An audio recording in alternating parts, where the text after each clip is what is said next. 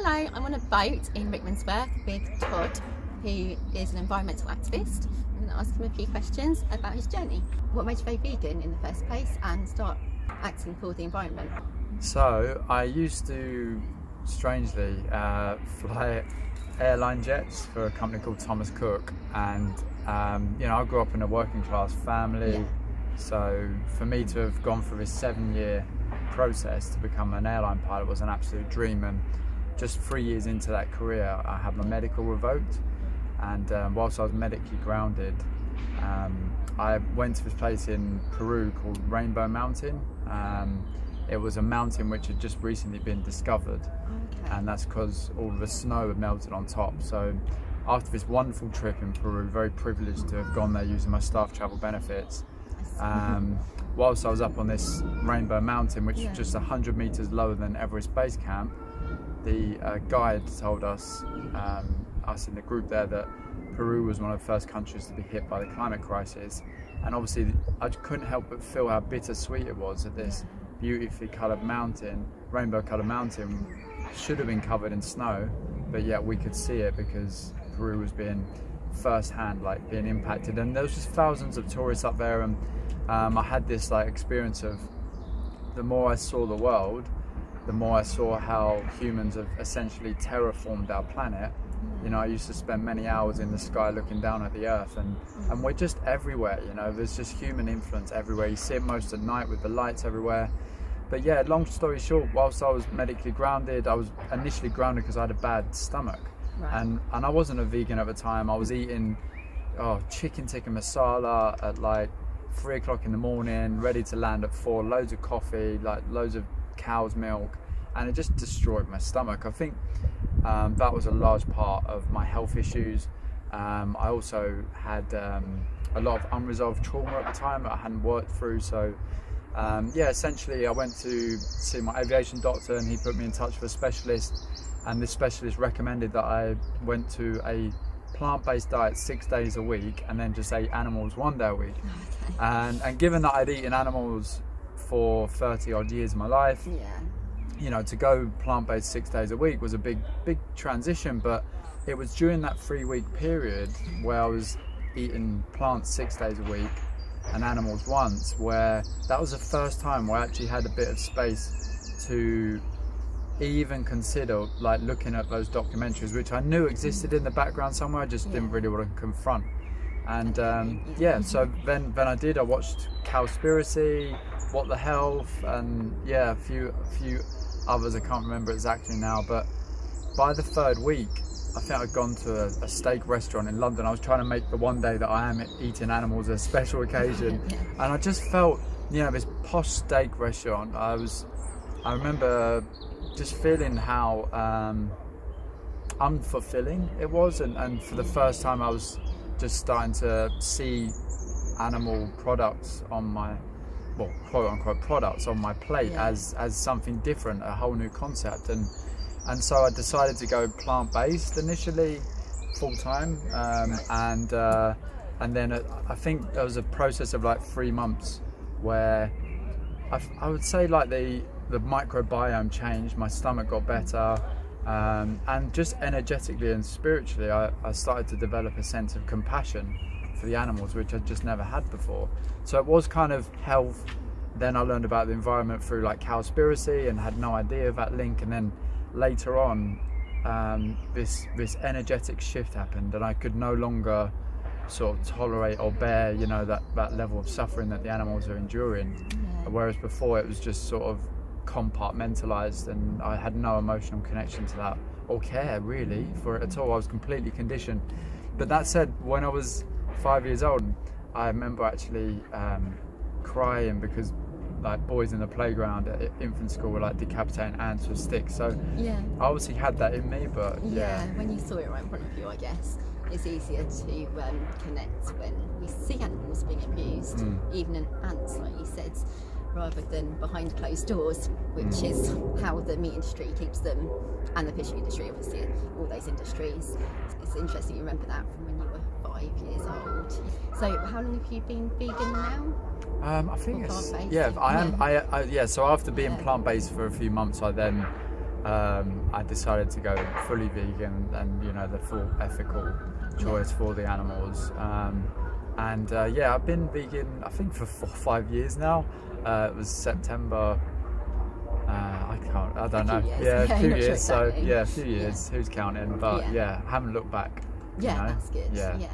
And do you do activism with animal rights or Extinction Rebellion? So initially, once I sort of like really went headfirst into looking at all the documentaries and really connecting to the animal suffering, my first outlet was Anonymous for the Voiceless, down in Croydon where I was living at the time. So yeah, just getting on the streets with other activists, other vegans who, you know, just that sense of like, you know, how on earth are, you know, there's that kind of idea that if other people knew, because they're just not aware, then they'll make the same emotional connection that I did, and they'll just stop.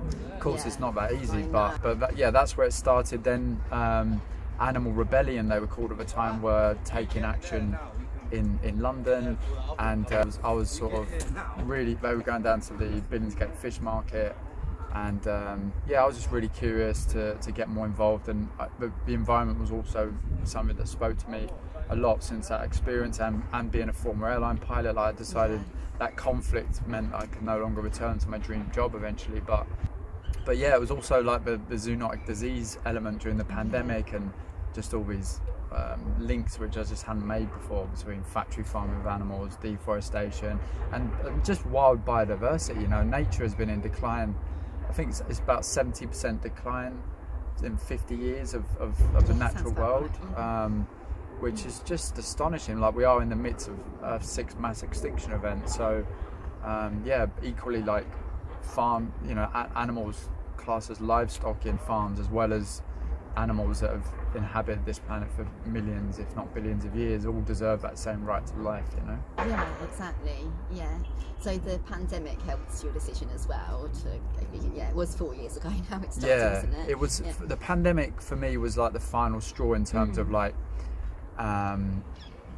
you know, really coming to confront the reality that, you know, I couldn't even return to my dream job. And, you know, we realised our human vulnerability in that moment. This, you know, microbiotic virus, you know, shut down the airline industry, shut down the world, put us into lockdown. And, so that was kind of that was a moment where I decided to step into environmental activism in a big way as well, and become a spokesperson for Extinction Rebellion. Oh, brilliant. So what do you do for Extinction Rebellion? So they put me through spokesperson training, just because, like, I'm coming from the fossil fuel industry. One of the reasons I stepped into environmental activism is because there was just no representation from workers in carbon heavy sector, and ultimately, if we're going to transition into a world fit for the future, then we need to bring everyone with us. And so they put me through spokesperson training, and then I started to just, like, first time went and spoke to the BBC News, or you know, just did various stuff for the media. And scary, to be honest. I don't like, when I was flying, the most nerve-wracking part of my flight, honestly, was doing the passenger announcement. I wasn't a confident public speaker. You know, it took me a long time to overcome my nerves and everything. I've got better at that. It's been a process, but, you know, it felt necessary. Like, it, you know, that sense of like, there wasn't other people in the airline industry doing that, so it felt like more of a responsibility, a bigger burden on my shoulders to speak up for other aviation workers as well. So Oh wow. What drove you to speak up for aviation workers? Mainly seeing that if aviation workers don't get brought along in the transition, like during the pandemic, we saw loads of aviation workers being fired and then later rehired on terms and conditions that were worse than what they were initially employed by. So it's just essentially the same corporate greed which drives the animal agriculture sector.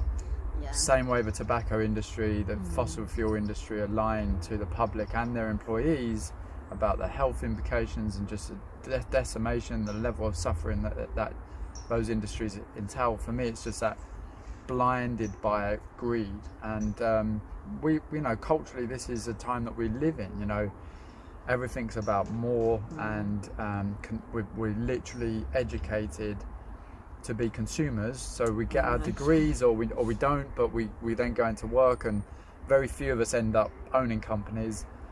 We are trained, we get a diploma, and then we go on to be a consumer for the rest of our lives. And it seems so sinister. It's almost like the animal agriculture industry don't want us to get so ill from these carcinogenic animals that they're selling, profiting from, because if we get too ill too quickly, then we die.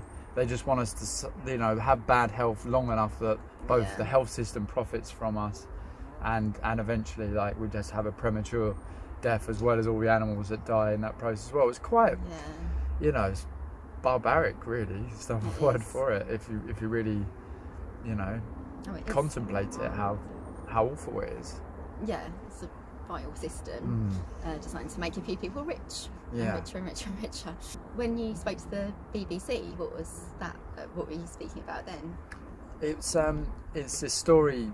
I've always tried to drop the plant-based bomb, I called it, in there with the BBC, but most of the time they've wanted to hear about my job as an airline pilot, why I thought I could no longer do that anymore, why I stepped into environmental activism, and why I was willing to get arrested, on the streets, trying to highlight the biggest existential threat to both humanity and all life on Earth. I mean, Earth for me is a living, sentient being, and she will recover, but ultimately life on Earth is her children. We are her children, and for me, we exist within the womb of our mother. Mother Earth holds us, supports us, nourishes us with life. And so that I got some various interviews, the BBC being more pleasant type of interviews than, say, GB News, but it's just been trying to do what I can in my own small way to get the message out there, and to try and allow people to hear me and what I'm saying, because I think I've come to learn that, if we're further polarizing between the vegans or the environmental activists and all the others, then we're not going to bring people with us. And there is a fine line between speaking from our heart, speaking authentically, but speaking in a way that people that are not vegan, not engaged with environmentalism, or don't see that these threats are going to impact them, or that they're, either their health or just that level of suffering that they haven't connected to in the animals.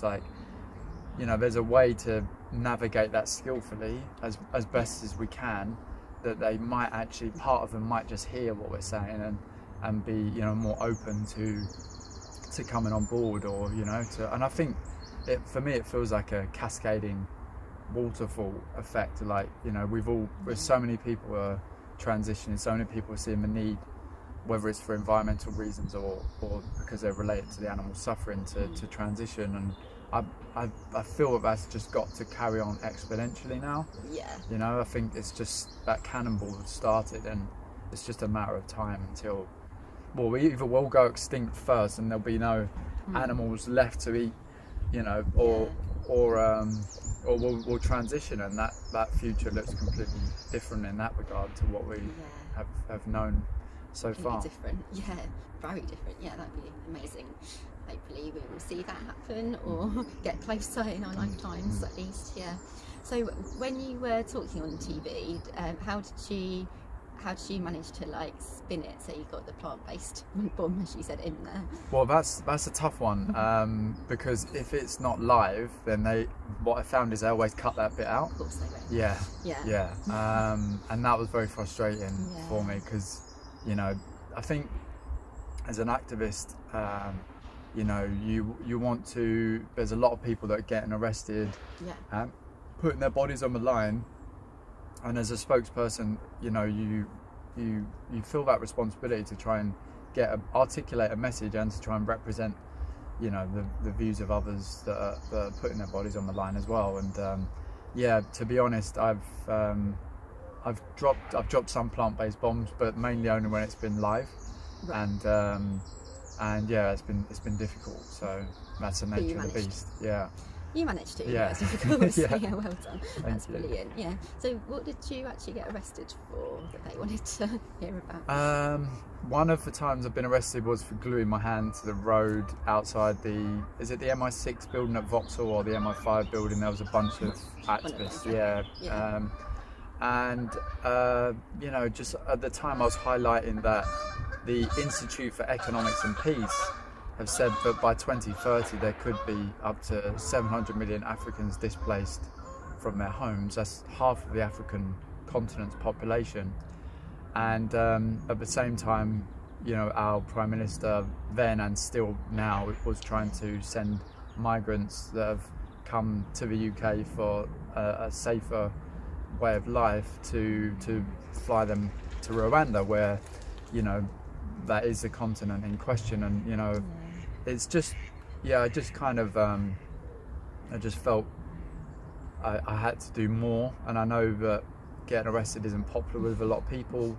And in hindsight, I can see how there was a sense in me of like this unconscious white saviorism, you know, like this, you know, guy is just gonna get arrested and talk about, you know, African bodies that are at risk in the very near future. Well, there's already millions of people in the Horn of Africa starving right now, and there's been a climate-induced famine in Madagascar. But yeah, it's been a journey. I'm trying to decolonize my mind and to be open and authentic about that. That's a life's work, because there's so many biases that I've learned through the culture growing up. And so essentially that was the driving force between me thinking like I need to put my body on the line here and speak out that horrific truth to try and change things. But how effective it is, I don't know. And now you know, I've also got arrested at the Queen's Jubilee. Really? That was with Animal Rebellion at the time, and that was to highlight that I think 1/5 of the land around the world is owned by the monarchy, and the monarchy were trying to talk about sustainability, but they've got all this land that they're using to torture animals, go hunting.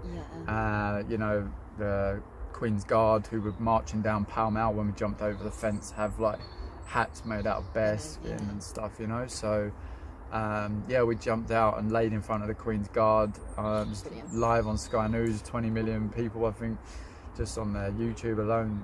So it was quite impactful, and I'm still released under investigation for that. So I can't say too much because well, I mean, it's all in camera anyway, so I don't know why they've left me released, and all the other activists that got arrested with me that day as well, because there's nothing really to investigate yet. You know, we were clearly there protesting, been arrested for public nuisance. We could go to prison if we get charged, but you know, they're just going to leave us hanging for now, so just see what happens. And that must have been 2 years ago. I can't Yeah. remember what it was. 2 Yeah, years yeah, ago, yeah. Obviously, the Queen passed away a year or so after that. So yeah. And still leaving you hanging. But yeah, at that time, I was sort of considering getting on this multiple arrest strategy and going to prison for the plant-based futures campaign with Animal Rebellion, you know, to highlight the destruction of the dairy industry.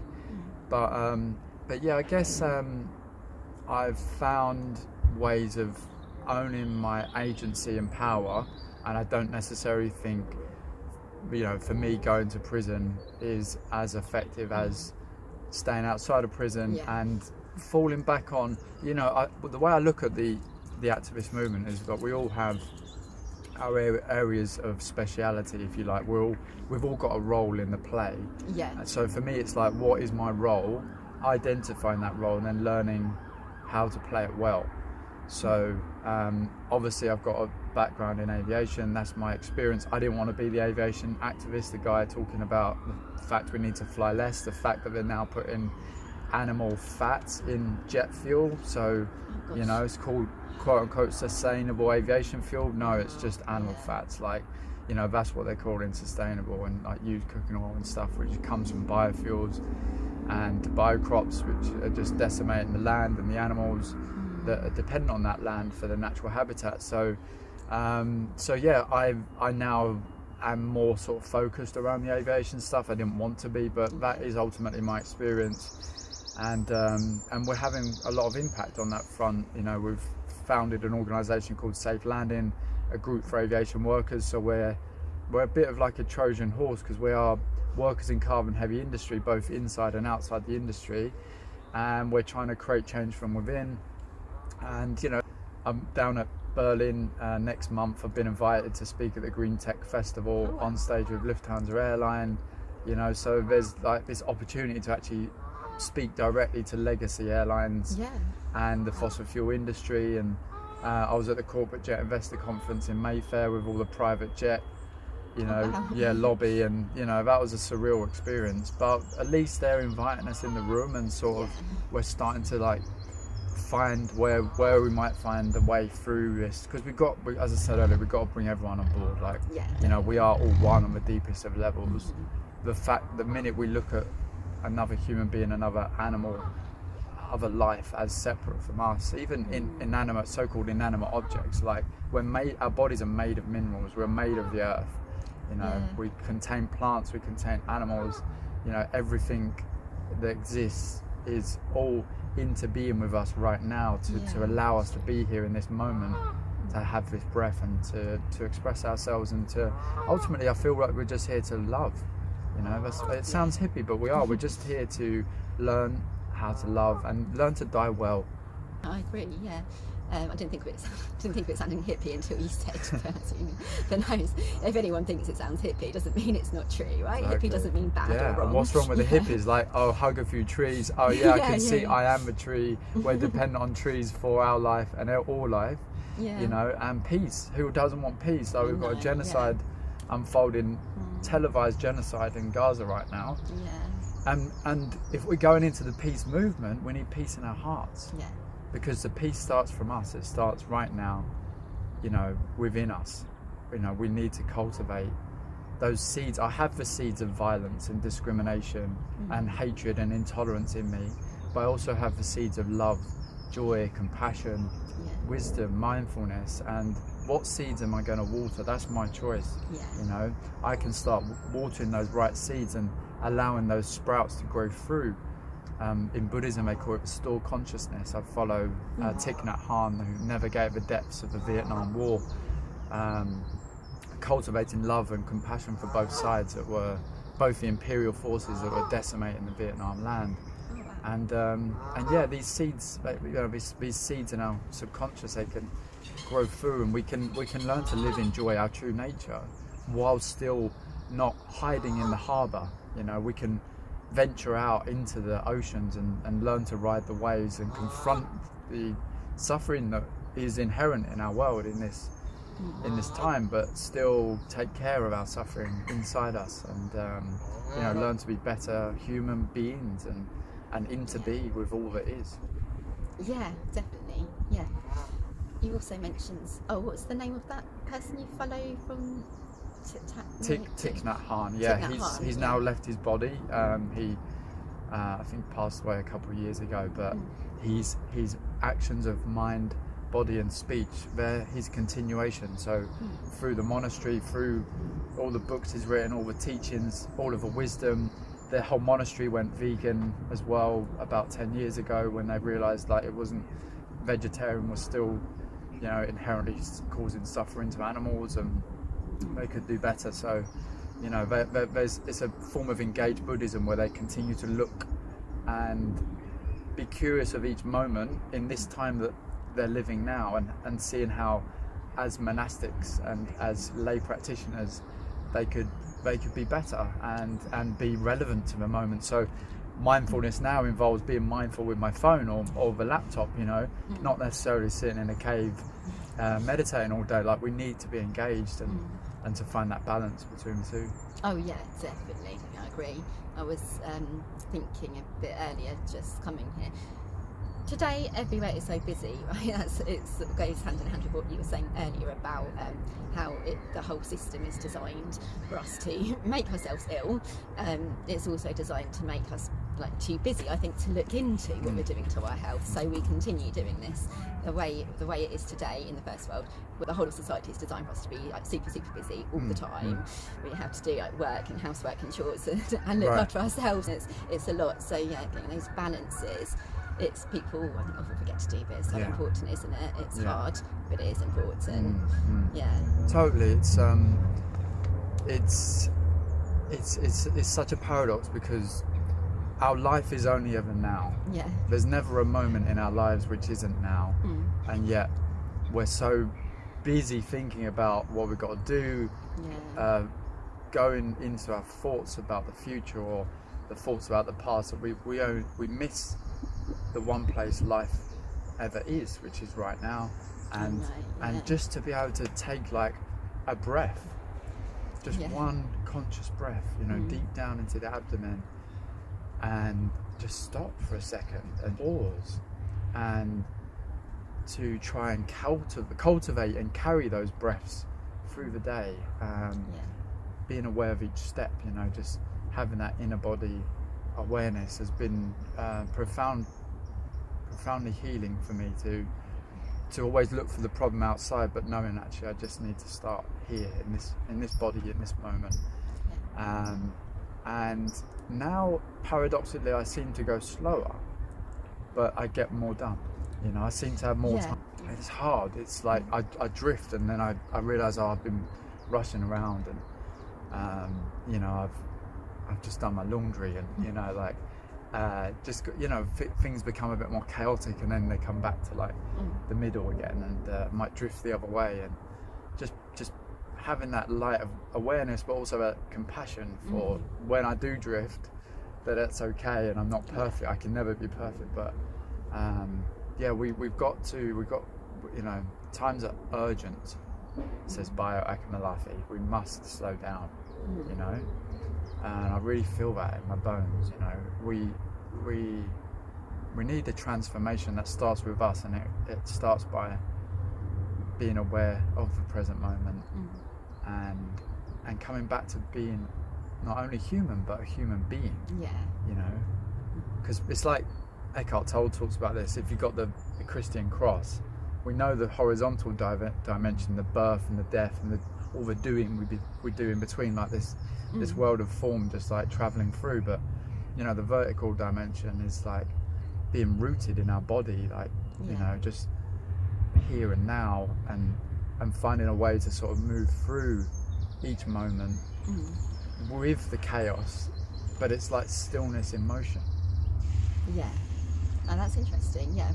Which book does he say that in? Do you know? I think he's actually got a small book called Stillness in Motion. Stillness in Motion. I believe there's little nuggets in there.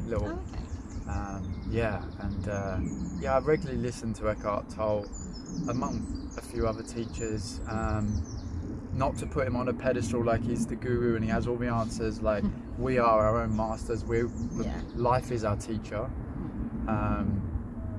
But he has a lot of helpful pointers that certainly assisted me to return to a deeper sense of wholeness and a deeper sense of a present moment, because it's so easy, the distraction, it's all out here, got to do it all, and that's not how we're going to change the world. The world changes with us here and now first and foremost, and then that shift ripples out, and that's my experience. And life starts you start being more connected to the wider intelligence of nature. If we look at nature, the wisdom and the way nature can grow and adapt and survive, that's infinitely more intelligent than this small brain here has. So when Todd, with the story and the history and all the emotions and everything, acknowledge all those beautiful things, but at the same time surrender and allow the present moment to unfold. And I don't actually know who I am in that way. I don't know where I'm going. I've had many roles, but I'm not my roles. It's like life is always changing, and just staying curious and open to how the present moment will unfold in the future. Sure. And being right here is so nice. It's really good for keeping you in the present watching some over there. Yeah, I'm very lucky to live on the water. Yeah, we got a helicopter flying over, but talking about places. I've befriended these beautiful swans, and I've loved learning the characters of these birds, and I love this analogy of like sometimes you see the ducks fighting, and you know they're trying to kill each other. They're really trying to drown one another, like really going at it. And once they're done, they break apart, flap their wings vigorously, and then dip their head underwater a few times, and then they go on to being a duck again. They just know very well how to be a duck. Yeah. You know, it's not beyond them. They're not then thinking, oh, that guy, you know, you wait till I get him next week, and you know, I can't believe he did that to me. All the story, all the thoughts that we've like evolved, if you like, from being Homo sapiens, or you know, humans that only knew our connection to nature, only knew how to be, but then we developed the wonders of the mind to imagine and to create, and that's been beautiful. It's also caused a lot of suffering, a lot of chaos, a lot of separation, but it feels like in this moment, if we can recognize how far we've drifted and how separate we've become, and that we are all one, beyond the illusion of physical appearance and separate form, we're one with all that is, and in that way we can start to rediscover the present moment, but you know, our connection to everything. Our you know, I look at a tree now, non-conceptually I've just called the tree a tree because that helps you understand what I'm looking at, but when I'm looking, there's no words, you know. I just, you know, like a baby, you see the baby's eyes and it's just that awe. You know, there's that deeper sense of connection there beyond the concepts. Before we learned words, we you know, you look at babies, they're just, oh, you know, there's you know, there's just that ability in us to reconnect to something that I feel we've lost, and certainly in my experience has allowed me to enjoy life whilst navigating, you know, untold amounts of suffering right now. And sometimes I have to take a step back and not over-consume all of the climate science or the suffering of animals and human beings, to take self-care and self-love, because if I want love, if I want to live in a world of love, and I need to be able to show myself love as well, and not hide, but you know, get the balance right. Yeah, it's really important. I know what you mean. It's really important that we don't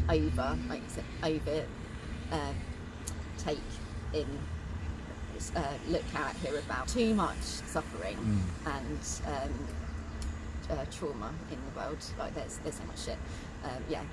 There's only so much of it we can take to stay sane and happy and well enough to do something about it in an effective way, for sure. So yeah, it's really important again getting that balance right. Yeah, I went way too deep, and I was just, you know, fully in the grip of despair. I couldn't function, and I can only function now because I have the mindfulness to not over-consume too much and to get that balance. And ultimately, some people might say, oh, but you're not doing enough, but actually this is a marathon, not a sprint. Like this is going to be ongoing for the rest of our lives, I'm sure, whether it be the climate crisis or the suffering of animals or what, some other injustice. There's always sort of suffering and injustice in the world, and if we want to show up, and you know, we need to be taking self-care to make it sustainable in the long run. If we burn ourselves out, then we're not good to the animals, to life, to anyone, you know, to ourselves. So yeah, it's a struggle sometimes. We're not robots. We have to remember that. But, and like you said, if you went to prison, you couldn't do as much from inside prison. So you've got to think about what's best long term for you to be able to do more, to make more impact in the world. I think, don't get me wrong, I think part of me would have loved to have gone to prison just to hide, you know, and just to meditate all day and like read some books. It can be a form of escapism. You know, you do self-care in prison. You know, but sometimes it feels like, you know, safer, like, you know, just a place. How weird is that you might even be able to go and relax, you know, in prison because of. No, it makes sense. You know, so yeah, but that's just a reflection of the chaos that I was navigating in my own life. That prison seemed like a better option. Yeah, well, it makes life limited, too limited, but then at least you have that time to relax if you're there. Yeah. There's too many options outside, so when we're free. So Yeah. it's the thing that comes back to what we're talking about getting the balance right between self-care and doing other things, keeping busy. You know, all power and solidarity to those who have chosen that path is right for them. Yeah. Because that might be what their role is in the play, and I think you know there is definitely a role for that. Yeah.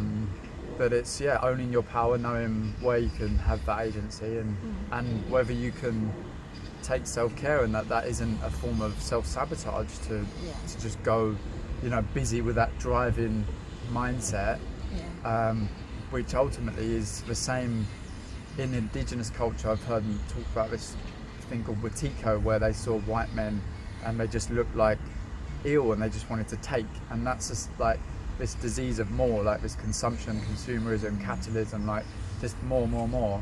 It can be the same in activism and you know, striving to save the world. Well, it's not my job to save the world, actually. Like, you know, I'm just one person, and I'm a pretty simple, small person in the grand scheme of things.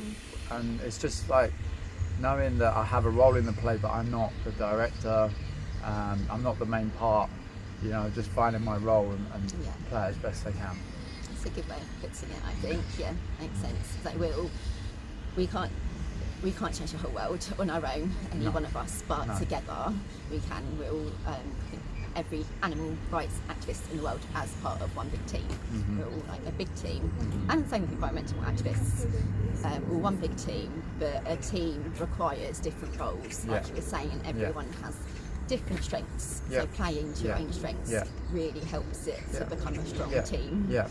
Mother Nature has blessed us with our unique, you know, ways, and you know, each snowflake is unique, and each leaf potentially, I don't know, but you know, it's when we work together and embracing our strengths, just basically being who we are, you know, not trying to put a mask on, be someone we're not, just learning to come back to who we are, being who we are, and then we're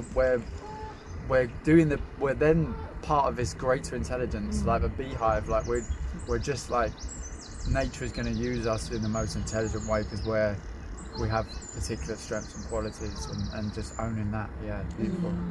Yeah, exactly. Some people think try to be like a particular other person that they admire and look up to, but then they are not letting the world see their own uniqueness. Yep, so, I've done it. Yep, I've tried to be many other different people than who I am. Well, it's easily done. It is easily done. It is like, I think it happens subconsciously before it even happens consciously, where we're inspired by someone or we admire someone, and then we start copying the things that they've said or the way they behave. And that is really easily done.